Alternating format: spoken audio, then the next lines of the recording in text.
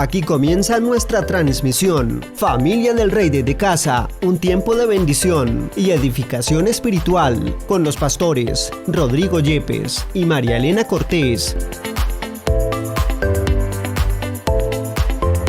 Toma tu Biblia y tu libreta de apuntes. Bienvenidos.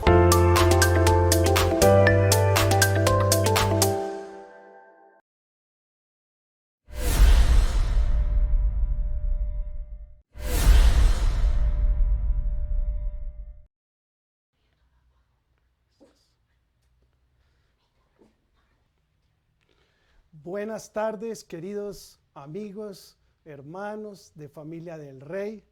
Qué gusto compartir con ustedes esta tarde. Qué gozo haber escuchado esta adoración, esta alabanza por parte de nuestra pastora María Elena.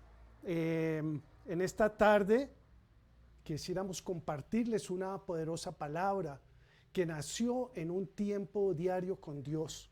Es una palabra que nos regaló el Señor, que tuvimos la oportunidad de compartirla en familia y de poder edificarnos mutuamente con ella. Es una palabra que tiene que ver con la Semana Santa. Es una palabra que el Señor nos dio a nosotros. Perdónenme un segundito.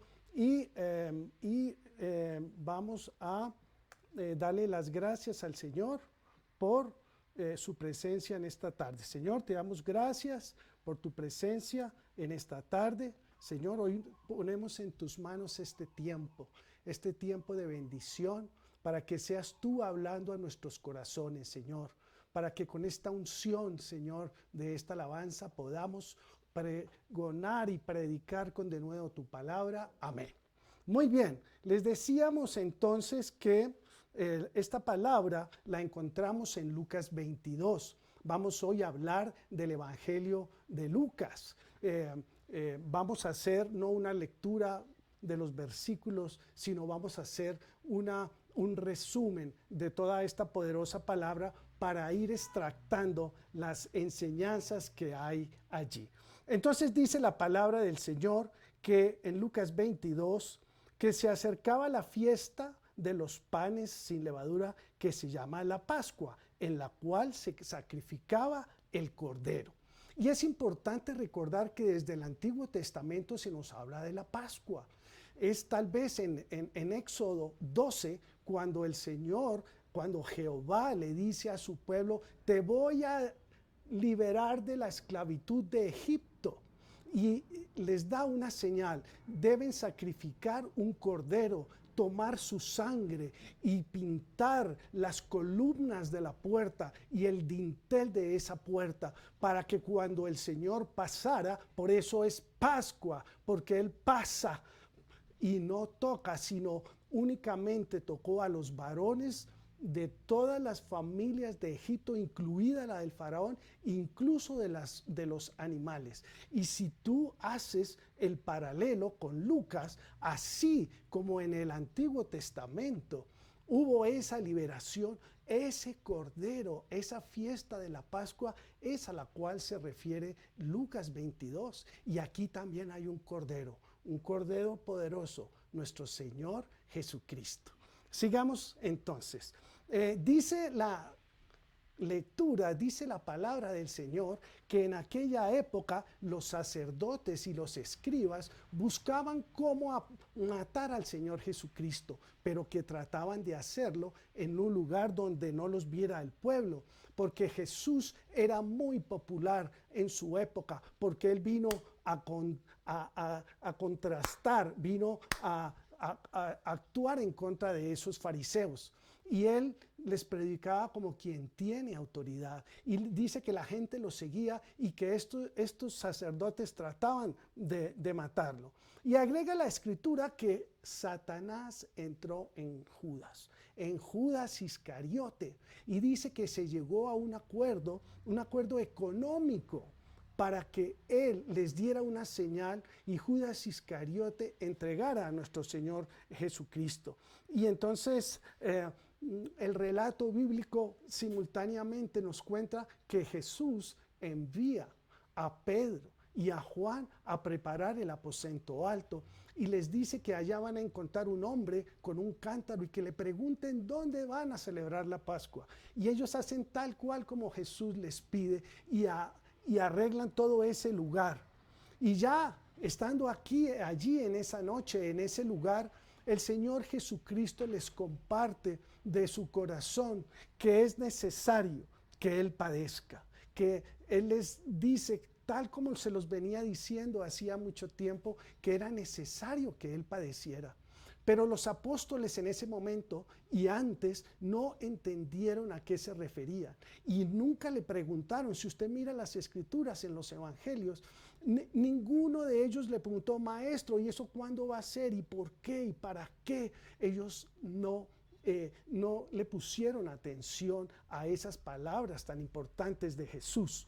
Y lo que dice la historia es que Jesús comparte el pan y comparte el vino con sus discípulos y les dice que ese pan representa su cuerpo y que ese vino representa su sangre, los cuales son entregados por todos nosotros. Y ellos están allí compartiendo con Él cuando Jesús hace el primer anuncio y dice que uno de los que está allí presentes, uno de los que mete la mano en el plato, es el que lo traicionará.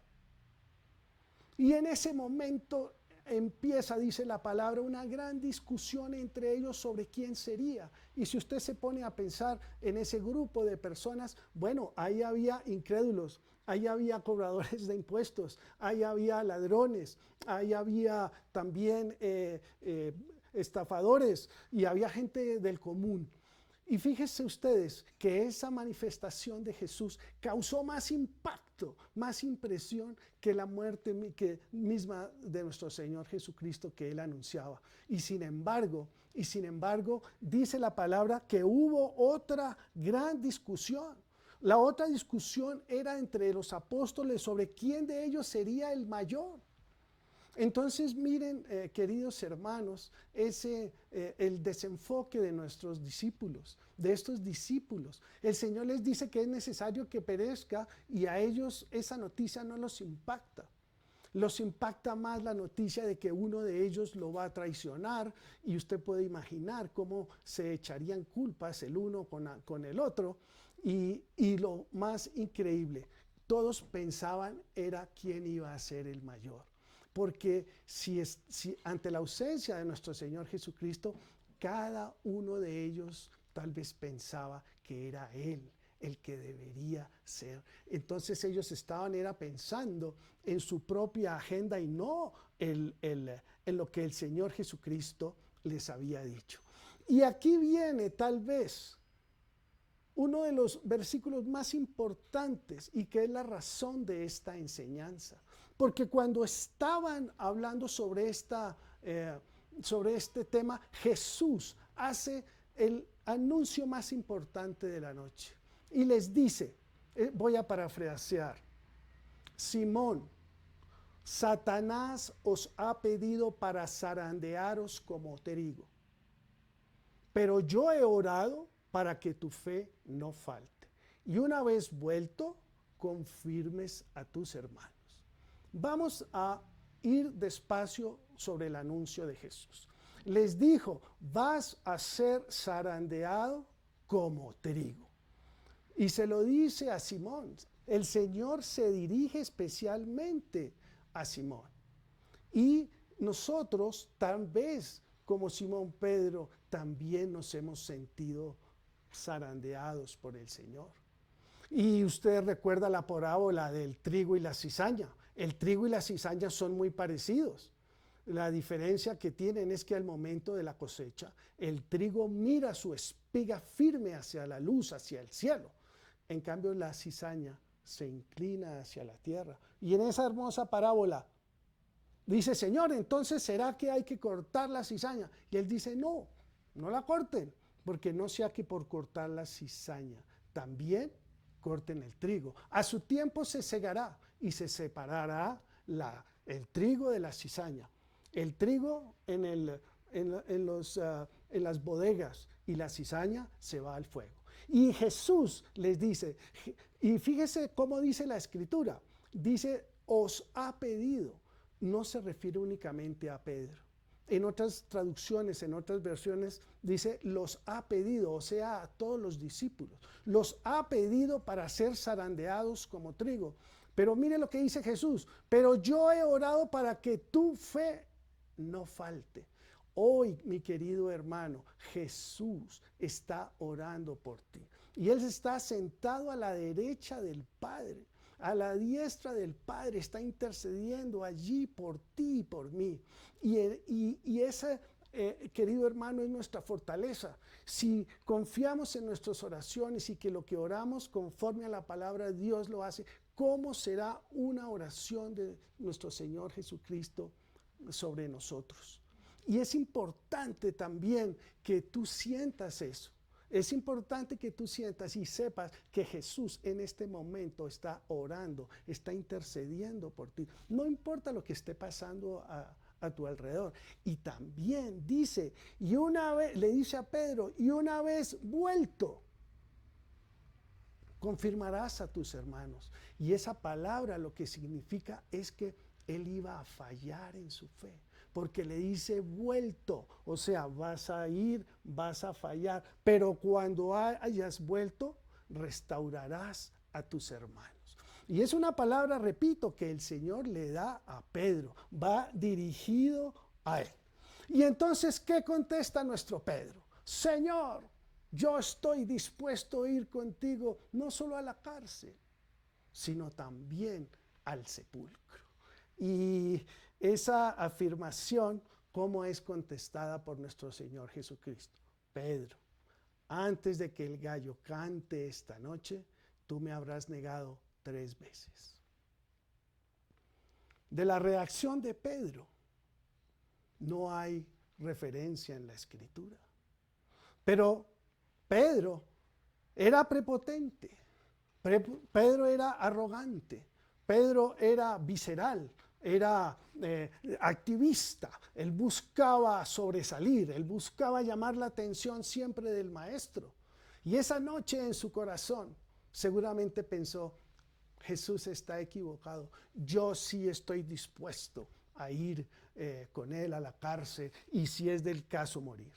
¿Y cómo sigue el relato? Dice que nuestro Señor Jesucristo fue al Monte de los Olivos, ya terminada la cena, como era su costumbre, y que allí lo siguieron sus discípulos. Y allá les dijo, no, oren para que no entren en tentación. Y dice la palabra que se separó de ellos unos metros, ¿no?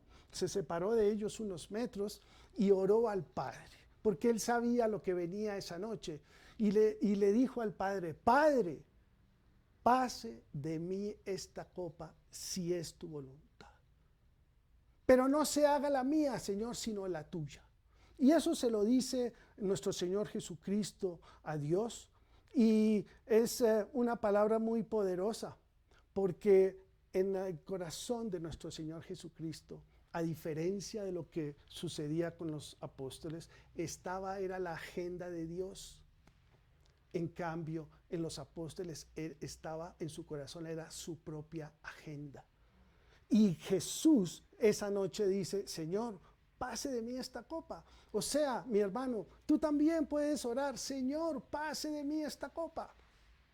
Pero hágase tu voluntad. El problema es que nosotros queremos es que el Señor haga nuestra voluntad y chocamos con Él porque Él no hace lo que nosotros queremos el día que queremos y en la forma en que queremos.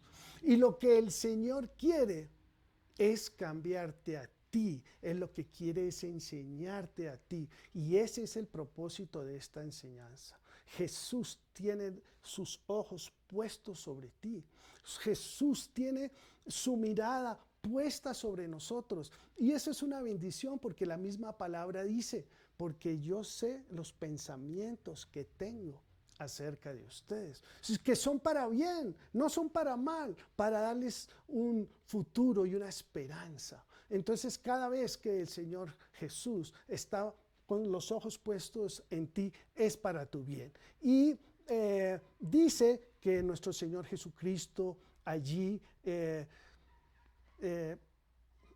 está tremendamente compungido, está tremendamente preocupado. ¿Y cuál fue la respuesta del cielo? Del cielo no llegó una palabra diciendo, bueno, entonces ya no hagamos el plan. La palabra que Dios había dado debía cumplirse. Y lo que esa noche llegó a nuestro Señor Jesucristo fue un ángel para fortalecerlo. Entonces muchas veces, mi querido hermano, el Señor tiene la mirada puesta sobre ti, no para quitarte el problema, sino para darte a beber la copa que necesitas para transformarte. Eso es lo que quiere hacer nuestro Señor Jesucristo. Él no quiere amargarte la vida, Él no quiere avergonzarte. Él solamente quiere que tomes la copa que necesitas para ser como Él quiere que tú seas. La palabra del Señor dice que Él ha empezado una obra en nosotros y que la perfeccionará hasta el día de Cristo. Pero hermano, las copas que vas a tener que beber para llegar allá no son las que están en tu corazón, sino son las que están en el corazón de Dios, porque solo esas copas son las que cumplirán su propósito en ti. Y les decía que la Escritura refiere que la angustia de nuestro Señor Jesucristo era tan grande que su sudor era como gotas de sangre. Y estuve leyendo y eso se llama la hematodrosis. Cuando tu presión sanguínea es tan fuerte que lo que hace es que rompe vasos, rompe arterias, rompe las venas y en lugar de salir sudor por tu piel sale sangre. ¿Tú te imaginas el grado de angustia que padecía nuestro Señor Jesucristo? Y yo lo comparaba con la angustia que sufrimos nosotros. Y que yo sepa, ninguno de nosotros ha sudado gotas de sangre. Tal vez muchos de nosotros ni hayamos sudado. Pero esa noche nuestro Señor Jesucristo sudó esas gotas de sangre, porque Él sabía de esa aflicción que le venía. Y dice la palabra que Él, después de orar, regresa donde estaban los discípulos y los encuentra dormidos. Y otra vez les dice, oren para que no entren en tentación. La palabra dice que ellos dormían allí a causa de la tristeza. Y me llamaba la atención que la oración que el Señor Jesucristo les dice es, oren para que no entren en tentación, ¿no? Y dos, les dice que dice la palabra que era por la tristeza. Entonces, queridos hermanos, no caigamos en la autoconmiseración. No caigamos en que pobrecito yo, yo no merezco eso, que eso ¿por qué? Porque el Señor sí sabe el para qué. Él sí sabe el para qué.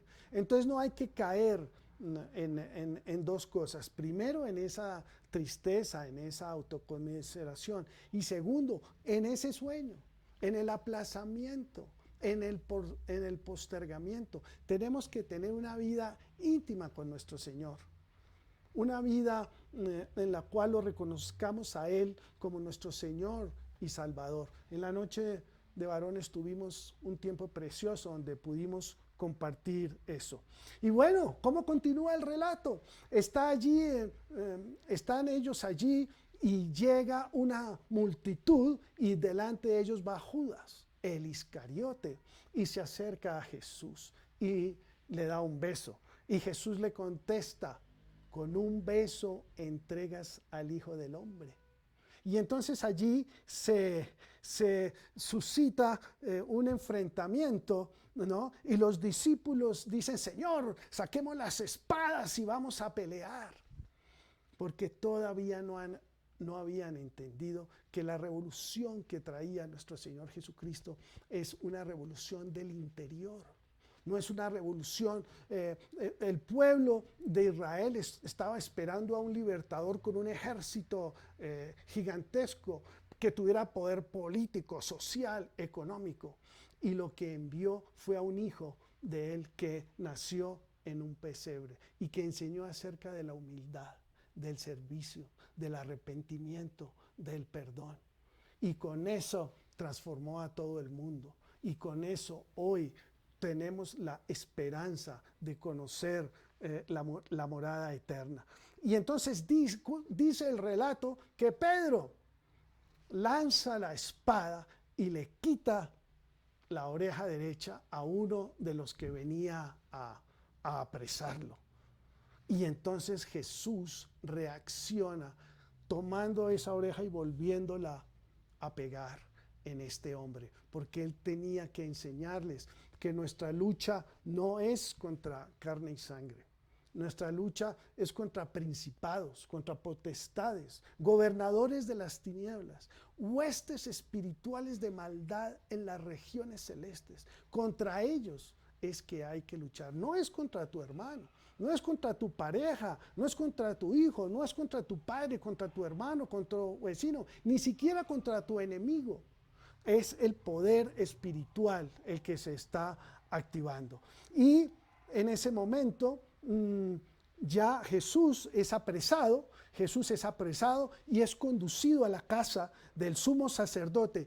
Y dice la palabra que Pedro lo seguía de lejos. Aquel que dijo que estaba dispuesto a ir a la cárcel, aquel que dijo que moriría por él, ya estaba atemorizado. Ya parece que no estaba tan dispuesto ni a ir a la cárcel, y mucho menos a morir por él, ni con él. Pero dice que lo seguía de lejos y en esa noche fría hicieron un fuego allí para calentarse y dice que una criada lo vio. Y al mirarlo le dijo, pero tú eras de los que estaba con él. Y él que contestó, mujer, no le conozco. Negó a Jesucristo. Y dice el relato que al rato otro lo miró y dijo, tú estabas con él. Y dijo, hombre, yo no soy. Negó que él era miembro de ese grupo que seguía a Jesús. Y finalmente otro le dice, verdaderamente tú estabas con él porque eres Galileo. Y él dijo, no sé de qué estabas hablando. Nuestro Pedro, el que dijo que iba a ir a la cárcel, que iba a morir con él, yo lo había negado 3 veces. Y lo que sigue de allí es, querido hermano, la enseñanza de esta tarde. En ese momento, cuando Pedro termina de negar a Jesús por 3ª vez, oye al gallo cantar.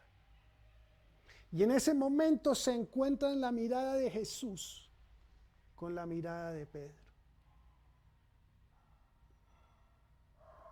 Y es importante que entendamos qué significado hay en esa mirada.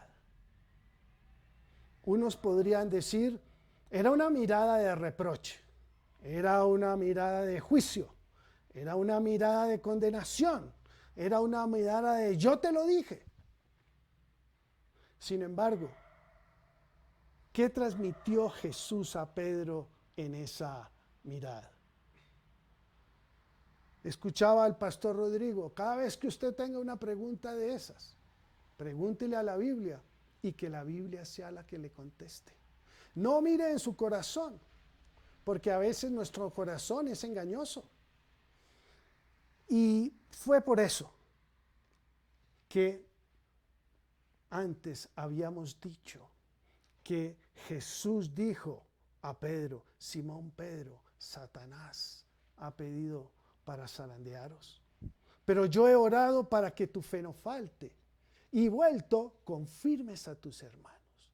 En esa mirada, Jesús le estaba recordando a Pedro que él había sido zarandeado por Satanás, que iba a fallar, pero que regresaría a consecuencia de las oraciones de Jesús por él y que él confirmaría a sus hermanos. Y ese día, mi querido hermano, empezó a cambiar la vida de Pedro. Ese día, Pedro entendió verdaderamente quién era Jesús. quién era el Mesías y entendió verdaderamente que él debía cambiar su manera de ser y su manera de pensar. El relato termina diciendo que Pedro salió de allí y oró amargamente. Hermanos, Jesús tiene su mirada puesta sobre nosotros. Y así como sucedió con Pedro, Él quiere restaurarte. Él quiere decirte, vas a ser zarandeado por el enemigo. Y tal vez fallarás, pero el Señor Jesucristo está orando por ti en esta hora, para que tú vuelto confirmes a tus hermanos. Y en este momento, querido hermano, quiero que hagamos una reflexión. Vamos a tomar un minuto. Vamos a tomar un minuto para que tú pienses cuál es la copa que Jesús te está dando a beber. Yo quiero que pienses en qué área de tu vida es que necesita Jesús trabajar en ti. ¿Es el área de tu santidad? ¿Es el área de la intimidad con el Señor? ¿Es el área de la pareja? Entonces, vamos a hacer esto. Vamos a permanecer callados. Vamos a permanecer un minuto en silencio para que el Espíritu Santo te revele cuál es la copa que debes de beber. ¿En qué área es que tú vas a permitir que trabaje nuestro Señor Jesucristo?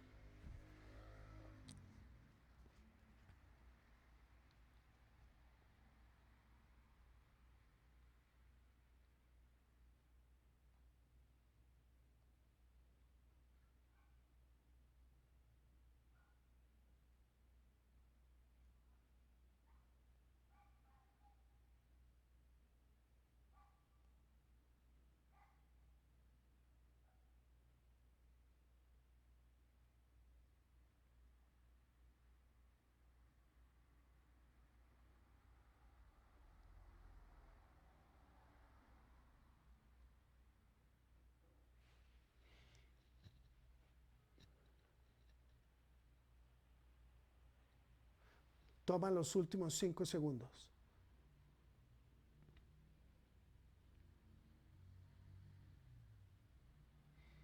Muy bien. Ahora vamos a ir. Qué bendición, qué bendición. Quiero compartirles que cuando estuvimos en la iglesia trabajando sobre el tema del reseteo, en una de esas reuniones, María Alejandra, la hijita de los pastores, nos dijo que Dios tiene el poder y la capacidad de cambiar cualquier situación externa con un tronar de sus dedos. Pero había algo mejor que él podía hacer. En lugar de transformarlo de afuera, transformarlo de adentro. Eso es la misión que tenemos hoy. Por eso, ¿cuál es la copa que hoy necesitas beber? ¿Cuál es la copa que el Señor hoy te está dando a beber para cumplir el propósito que Él tiene en ti? Es muy importante que lo tengas claro. ¿Cuáles son esas áreas en las cuales Jesús todavía debe trabajar en ti? Por eso, en esta tarde quiero darte un testimonio. Un domingo por la mañana, después del desayuno, estábamos mi esposa y yo solos. Y con todo este tema del reseteo, le dije, mi amor, quiero contarte las cosas feas que tengo. Por supuesto que yo había orado, por supuesto que había orado en ese sentido. Y allí le conté mis cosas feas. Y ella, en el mismo espíritu, las recibió, me perdonó. Y cada vez que hay una lucha en esa área, estamos hablando permanentemente. Entonces, haz ese ejercicio. Permítele al Señor que te dé esa copa para que la bebas. También permítele al Señor que trabaje en tu vida. Pedro se transformó. La transformación de Pedro empieza allí. Pedro necesitaba ser humillado. Pedro necesitaba ser confrontado.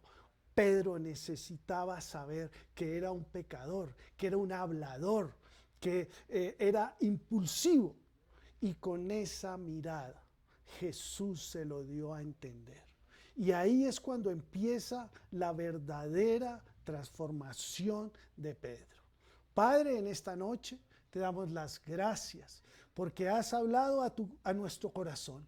Porque de tu sabiduría, Señor, nos has mostrado que hay copas que debemos beber y que tú enviarás ángeles para soportarnos, para sustentarnos, Señor, y que tú estarás orando, Señor, no importa quién ni qué trate de zarandearnos, tú estás intercediendo por nosotros y aunque fallemos, Señor, tú nos sacarás adelante. Tú lo prometiste, Señor, y ayúdanos a confirmar a nuestros hermanos. Ayúdanos, Señor, con dedicación a orar por nuestros hermanos, Señor. Quita de nosotros toda impureza, Señor. Así como se purifica el oro y la plata con el fuego. Así, Señor, como también la presión transforma el carbón en diamante, así también haz con nosotros, Señor. Bueno, queridos hermanos, les deseamos un resto de tarde muy feliz y quiero que me acompañen a orar si hay una persona aquí nueva, si hay una persona que hoy quiere abrirle la puerta a su corazón a Jesús. Vamos todos a orar por esa persona y para que repitan después de mí: Señor Jesucristo, hoy te abro la puerta de mi corazón para que entres y gobiernes en él. Señor, toma control de mi corazón, mente, alma y espíritu. Hoy reconozco, Señor, que el pecado me tenía alejado de ti, pero hoy confieso mis pecados, me arrepiento de ellos y me vuelvo honesta y genuinamente a ti, con el deseo de no volver a pecar más. Señor, escribe mi nombre en el libro de la vida y no lo borres nunca. Amén y amén. Bendiciones, familia del Rey.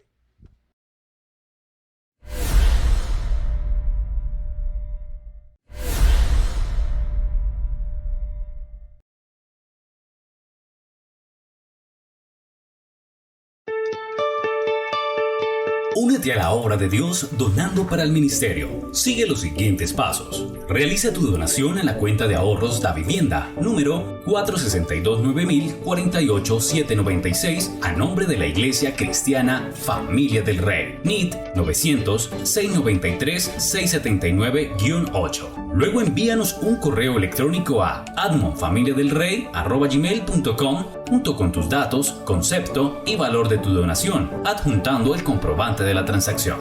La vida espiritual consiste en amar y ayudar a los necesitados. Gracias por ser parte de la solución. Unidos hacemos más.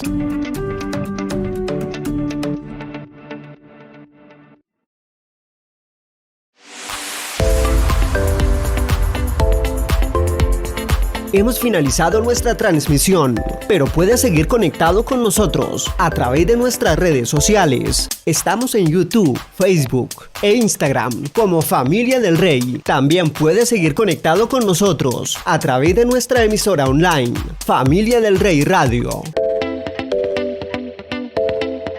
Si deseas, puedes llamarnos o escribirnos al WhatsApp 318-223-0269. Te esperamos en nuestra próxima transmisión. Somos Familia del Rey.